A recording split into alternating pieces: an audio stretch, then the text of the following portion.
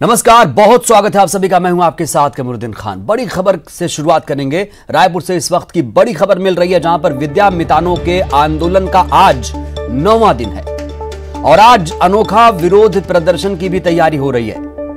बताया जा रहा है कि आंचल फैलाकर सरकार से मांग की जाएगी, भीख मांगकर और इच्छा मृत्यु की मांग भी की जाएगी। तो आंचल फैलाकर सरकार से मांग की जाएगी, भीख मांगकर और इच्छा मृत्यु की गुहार लगाई जाएगी।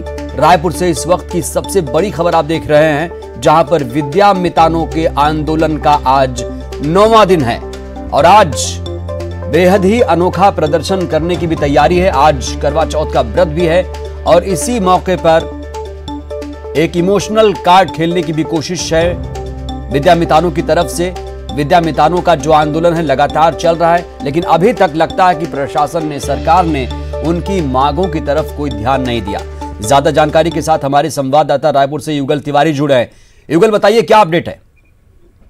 देखिए, लगातार ये 9 दिनों से आंदोलन में बैठे हुए हैं। भूख हड़ताल मुंडन कार्यक्रम के तहत कई अनेक विरोध प्रदर्शन इन लोगों ने किया है। चूंकि आज जो महिलाएं जो आंदोलन पर बैठी हुई है, वो करवा चौथ होने के नाते झोली फैलाकर सरकार से भीख मांगने की, जिस तरह से नियमितीकरण की वो मांग कर रहे हैं, एक बड़ा कहा जा सकता है कि इस भावनात्मक जो आंदोलन करने की कोशिश की जा रही है। और लगातार 9 दिनों से ये आंदोलन पर बैठे हुए हैं, लेकिन अभी तक इनके जो पक्ष में जो है राज्य सरकार ने कोई आश्वासन नहीं दिया है, ना अधिकारियों ने किसी तरह का आश्वासन दिया है। और 9 दिन हो गया लगातार आंदोलन जारी है। जैसा कि आज व्रती महिलाएं हैं, वो भी आंदोलन पर बैठेंगी, तो एक अनोखा प्रदर्शन इसे कहा जा सकता है। साथ ही साथ अपने नियमितीकरण की मांग को लेकर के जिस तरह से ये प्रदर्शन किया जा रहा है, एक भावनात्मक प्रदर्शन भी इसे कहा जा सकता है। जी युगल, क्या सरकार बनने से पहले ऐसा कोई वादा किया गया था इनके नियमितीकरण को लेकर, जिसे बार बार याद दिलाने की कोशिश हो रही है विद्या मितानों की तरफ से? जी देखिए, प्रदेश के जितने भी अनियमित कर्मचारी हैं, उन्हें नियमितीकरण करने का आश्वासन दिया गया था, वादा किया गया था। उसी के मद्देनजर ये तमाम तरह के जो आंदोलन है वो किए जा रहे हैं। और एक कर्मचारियों में आस लगी थी, 15 साल बाद भाजपा की सरकार थी, उसके बाद कांग्रेस की सरकार आई, तो इनका जो है इस तरह से ये लगातार कोशिश कर रहे हैं, मांग कर रहे हैं और वादा भी इन्होंने किया है। और इसी लगातार वादा खिलाफी के खिलाफ भी प्रदर्शन हो रहा है सरकार के खिलाफ। तो जिस तरह से वादा इन लोगों ने किया है, इनकी जो लगातार मांग है वो जारी है। जी युगल, अगर मैं बात करूं, क्या पूरे प्रदेश के विद्या मितान यहाँ पर इकट्ठा होंगे? इसको लेकर क्या जानकारी है आपके पास और कितने ऐसे लोग हैं जो नियमितीकरण की मांग कर रहे हैं? जी देखिए, अभी क्रमिक भूख हड़ताल लगातार जारी है। प्रदेश भर के जितने भी विद्या मितान है वो आते हैं, आंदोलन में हिस्सा लेते हैं। अलग अलग जिलों से लोग आते हैं, आंदोलन लेते हैं। और जितने भी अनियमित कर्मचारी हैं प्रदेश में, 1,10,000 से अधिक जो अनियमित कर्मचारी हैं, वो लगातार सरकार के एक हामी का इंतजार कर रहे हैं, बाट जो रहे हैं और नियमितीकरण की मांग है वो लगातार कर रहे हैं। इससे पहले भी जो एनएचएम कर्मचारी है, उन लोगों ने भी नियमितीकरण की मांग को लेकर के आंदोलन किया था। तो अभी भी जो विद्या मितान है वो भी आंदोलन की मांग कर रहे हैं। इसके जो विपरीत अतिथि शिक्षक हैं, उन्होंने भी आंदोलन किया है। तो कुल मिलाकर जो कर्मचारी है, वो चाहे वो नियमित हो, अनियमित हो, तमाम तरह के लोग हैं, आंदोलन की राह पर है। जी चलिए, बहुत बहुत शुक्रिया। तो आंदोलन की राह पकड़ चुके हैं विद्या मितान और हालांकि सरकार की हामी का भी ये लोग इंतजार कर रहे हैं और आज इनके आंदोलन का 9वां दिन है।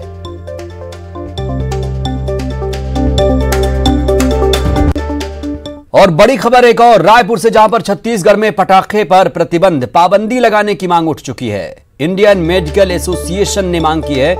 आईएमए ने बाकायदा मुख्यमंत्री भूपेश बघेल को खत लिखा, कहा कि कोरोना संक्रमण को लेकर प्रतिबंध लगाया जाए या नहीं, इसको लेकर सरकार क्या सोचती है। क्योंकि आपको बता दें, पटाखे जब फोड़े जाते हैं तो आमतौर पर वायु प्रदूषण ज्यादा होता है और वो फेफड़ों के लिए खासतौर से ज्यादा नुकसानदायक होता है। और आपको ये भी जान लेना जरूरी है कि जो कोरोना संक्रमण है अभी थमा नहीं है, क्योंकि जो केसेस हैं वो लगातार बढ़ रहे हैं और ऐसे में अलग अलग राज्यों ने अपने तरीके से पटाखों पर बैन लगाई है। राजस्थान सरकार ने बाकायदा बैन लगा दिया है। अब आईएमए ने सरकार से पूछा है, छत्तीसगढ़ की सरकार से पूछा है कि कोरोना संक्रमण को लेकर प्रतिबंध लगाया जाए। अब सरकार के रुख का इंतजार रहेगा कि सरकार क्या सोचती है, क्योंकि ये जो फैसला है इसमें फूंक फूंक कर कदम रखना होगा सरकार को। बहुत बड़ा फैसला है, कई लोगों की आस्थाओं से जुड़ा ये फैसला है। और दिवाली एक बड़ा त्योहार है जो कि 14 नवंबर को, आपको बता दें, दिवाली है, पूरे देश में धूमधाम से मनाई जाएगी और पटाखे उसमें बहुत महत्वपूर्ण भूमिका निभाते हैं। उसके बाद 6 दिन के बाद यानी 20 नवंबर को छठ पर्व भी आता है जो पूरे देश के अलग अलग हिस्सों में, बिहार से शुरू होकर पूरे देश के कोने कोने में मनाया जाता है। लेकिन अब आईएमए ने मुख्यमंत्री भूपेश बघेल को खत लिखा, कहा कि कोरोना संक्रमण को देखते हुए क्यों ना पटाखों पर प्रतिबंध लगा दिया जाए। हालांकि उधर कई राज्यों को एनजीटी ने भी नोटिस जारी किया है पटाखों की पाबंदी को लेकर। और बड़ी खबर भिलाई से, जहां पर शहर में आज पानी की सप्लाई नहीं होगी। पानी की सप्लाई नहीं होगी, जाहिर सी बात है, तो लोग दो चार होंगे। मुख्य राइजिंग पाइपलाइन में लीकेज है, इसी वजह से यह दिक्कत पैदा होने वाली है। लाखों लोगों को परेशानियां हो सकती हैं क्योंकि आज पानी की सप्लाई शहर में नहीं होगी, दिक्कत है पाइपलाइन में। तो भिलाई शहर को आज पानी से दो चार होना पड़ेगा।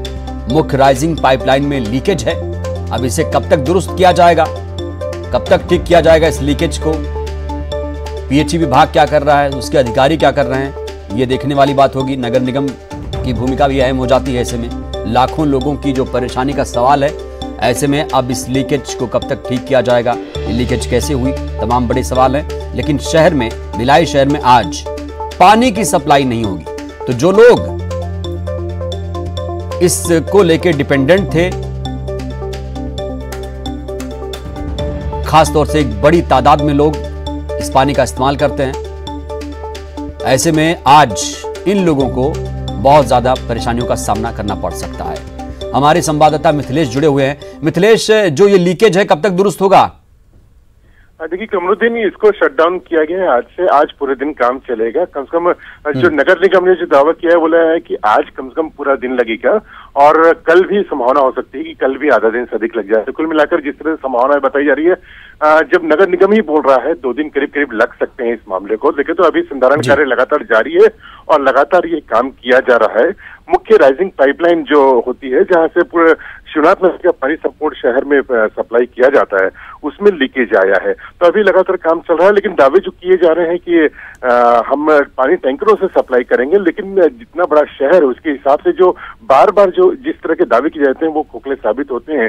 देखने वाली बात यही होगी कमरुद्दीन की जो आयुक्त ने जो दावा किया है, अब वो कितना सफल हो पाता है, कितना कारगर साबित होता है, क्योंकि लाखों लोगों की प्यास बुझाने का काम है और जो मुख्य लाइन है उसी में लीकेज है। तो एक बड़ा सवाल यही है कमरुद्दीन की कब तक ये काम पूरा हो पाता है और उसके बाद में किस तरह से लोगों की पानी की प्यास बुझाई जाती है।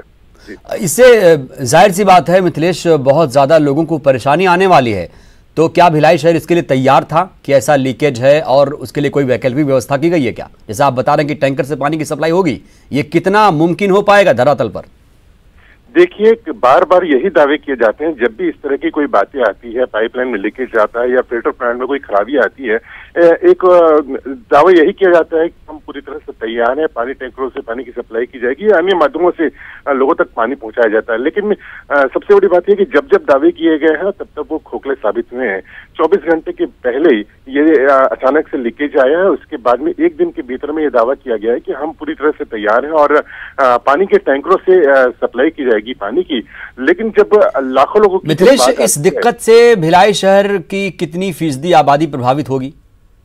देखिए, मान के चलिए कि जो मुख्य पाइपलाइन है शिवनाथ नदी से जो भिलाई शहर के फिल्टर प्लांट में जाता है और वहां से अन्य जगहों पे सप्लाई की जाता है, तो लाखों लोग इससे प्रभावित होंगे कमरुद्दीन, क्योंकि यही मुख्य पाइपलाइन है जहां से 2 नगर निगमों को पानी सप्लाई की जाती है। तो ये कम से कम 5 से 7 लाख लोगों को ये पानी की सप्लाई होती है। तो बिल्कुल आपने कहा कि 5 से 7 लाख लोग इससे प्रभावित होंगे, जो कि बहुत बड़ी अपने आप में एक आबादी है, प्रभावित होगी। ऐसे में अब देखते हैं कब तक ये जो मुख्य राइजिंग पाइपलाइन है कब तक इसे दुरुस्त किया जाता है। बहुत बहुत शुक्रिया। और धमतरी से खबर, जहां पर जो किसानों का धरना चल रहा था वो खत्म हो गया। 8 दिन से जारी धरना खत्म हो चुका है। कल NH 30 किसान हालांकि जाम करेंगे। कृषि नीति के खिलाफ आंदोलन है। केंद्र और राज्य सरकार के खिलाफ लगातार किसान आंदोलन कर रहे हैं। खासतौर से जो कृषि नीतियां हैं, चाहे वो केंद्र सरकार के 3 कानून हो या राज्य सरकार ने जो स्वरूप सोचा है, उसको लेकर किसानों का गुस्सा थमने का नाम नहीं ले रहा है। धरना खत्म हुआ, लेकिन अब बताया जा रहा है कि कल NH 30 पर किसान जाम करेंगे, चक्का जाम करेंगे। कृषि नीति के खिलाफ आंदोलन करने की भी तैयारी हो रही है। यानी जो किसानों का गुस्सा है वो थम नहीं रहा है और बढ़ रहा है। धरना खत्म हो गया, लेकिन अभी भी और एक रणनीति तैयार की गई है NH 30 जाम करने की। कृषि नीति के खिलाफ लगातार किसान बिगुल फूंक रहे हैं और ऐसे में जाहिर सी बात है आवागमन प्रभावित होगा, लोगों को दिक्कतों का सामना करना पड़ेगा। देखते हैं सरकार इन किसानों को क्या आश्वासन देती है। हालांकि लगातार भूपेश बघेल सरकार किसानों के लिए अच्छे वादे कर चुकी है। धरातल पर भी उसे उतारने की कवायद की जा रही है। कल NH 30 जाम करने की तैयारी है। किसान में लगातार नाराजगी देखी जा रही है। 8 दिन से ये लोग लगातार धरना कर रहे थे, लेकिन अब खबर मिल रही है धरना खत्म, लेकिन कल NH 30 पर किसान चक्का जाम करेंगे कृषि नीति के खिलाफ। यानी जो भी नीतियां चाहे केंद्र सरकार ने बनाई हो, चाहे राज्य सरकार ने बनाई हो, वो किसानों को रास नहीं आ रही है। इन नीतियों के खिलाफ लगातार जो अन्नदाता हैं वो लामबंद हो रहे हैं। और धमतरी से खबर यह है कि निगम कर्मचारी नाराज दिख रहे हैं। बीजेपी पार्षदों के प्रदर्शन से यह नाराजगी उठी है। आज से 3 दिन तक विरोध करेंगे। काली पट्टी बांधकर काम पर निकलेंगे निगम कर्मचारी। धमतरी नगर निगम में काम पर सियासत हावी हो चुकी है। तो धमतरी नगर निगम के जो कर्मचारी हैं, बीजेपी पार्षदों के रवैये से, प्रदर्शन से नाराज हैं। आज से 3 दिन तक विरोध करेंगे। काली पट्टी बांधकर विरोध किया जाएगा। धमतरी निगम में जो काम होना चाहिए वो काम तो नहीं हो रहा है, लेकिन यहां पर सियासत ज्यादा हावी हो रही है। बीजेपी पार्षदों के जो प्रदर्शन हुए थे उसको लेकर निगम के कर्मचारी खासे नाराज हैं और ऐसे में कहा जा रहा है कि निगम में काम पर सियासत हावी हो रही है। सफाई मामले पर पार्षदों का प्रदर्शन था और उसको लेकर अब कर्मचारियों में नाराजगी। ब्रेक के बाद हाजिर हूं। दिवाली के ठीक 6 दिन बाद मनाए जाने वाला महापर्व छठ भी इस वर्ष कोविड-19 के गाइडलाइन के तहत ही मनाया जाएगा। कोरोना को देखते हुए अंबिकापुर प्रशासन ने सार्वजनिक रूप से छठ पूजा को प्रतिबंधित कर दिया है। साथ ही श्रद्धालुओं से अपील की जा रही है कि वह अपने घरों में घाट स्थापित कर छठ पूजा करें। दरअसल महापर्व छठ नजदीक है, 20 नवंबर को है। सरगुजा में श्रद्धालु छठ पर्व को हर्षोल्लास के साथ धूमधाम से मनाते हैं, लेकिन कोविड-19 संक्रमण की वजह से इस साल छठ घाट पर रौनक देखने को नहीं मिलेगी। प्रशासन ने छठ समितियों के अध्यक्षों की बैठक बुलाकर एक अहम फैसला लिया। कलेक्टर की अध्यक्षता में हुई बैठक में सर्वसहमति से निर्णय लिया गया कि कोरोना के गाइडलाइन का परिपालन करते हुए इस वर्ष छठ घाटों पर सार्वजनिक रूप से छठ पूजा का आयोजन नहीं किया जाएगा। श्रद्धालु अपने घरों में घाट स्थापित कर सूर्य देव को अर्घ्य देंगे। हालांकि कुछ समितियों ने प्रशासन के इस फैसले का विरोध भी किया। उनका कहना है, उनका तर्क है कि प्रशासन को ज्ञापन सौंपकर छठ पूजा सार्वजनिक रूप से घाट पर मनाने की मांग की जाएगी।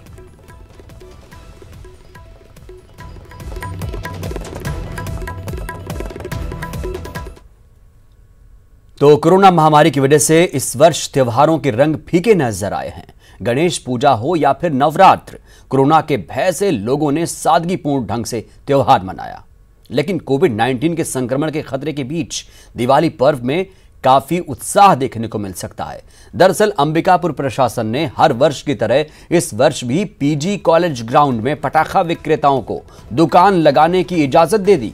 निगम आयुक्त ने बताया कि इस वर्ष 130 दुकानों को पीजी कॉलेज ग्राउंड में लगाने की अनुमति दी है। हालांकि सभी पटाखा विक्रेताओं को कोरोना के प्रोटोकॉल का अनिवार्य रूप से पालन करना होगा।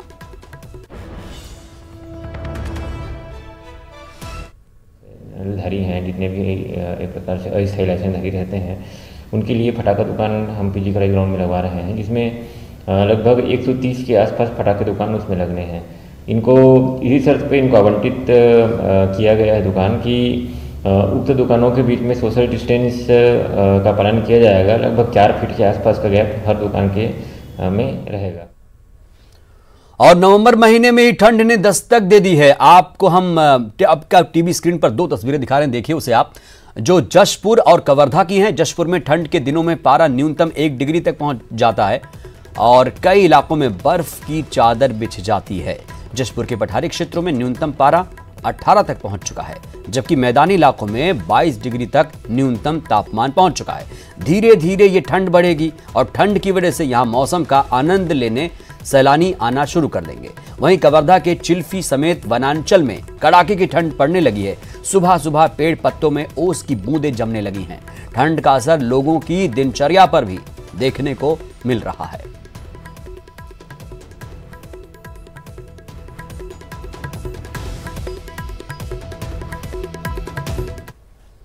और खबर मध्य प्रदेश से, जहां के इंदौर MGM मेडिकल कॉलेज में अब कोरोना पर शोध शुरू होगा। अच्छी खबर है, शरीर के विभिन्न अंगों पर इसके दुष्प्रभाव को लेकर यह अध्ययन होगा। MY अस्पताल में आज से शुरू हुई कोरोना को हरा चुके लोगों के लिए विशेष OPD। जी हां, बीमारी से ठीक होने के बाद मरीजों को आ रही दिक्कतों और दूसरी बीमारियों का इलाज होगा। OPD के जरिए डेटा एकत्रित कर विश्लेषण किया जाएगा। तो कोरोना पर शोध शुरू होगा। इंदौर से ये बड़ी खबर। एक दिन में आपको बता दें, एक दिन ऐसा था, एक दौर था जब इंदौर कोरोना के लिए हॉट स्पॉट हुआ करता था। लिहाजा यहां से एक शोध की शुरुआत हो रही है। इसके दुष्प्रभाव को लेकर एक अध्ययन किया जाएगा। कोरोना से ठीक हुए लोगों के लिए OPD शुरू होगी। MY अस्पताल में आज से OPD शुरू भी हो चुकी है। डेटा एकत्रित कर विश्लेषण करने की तैयारी है।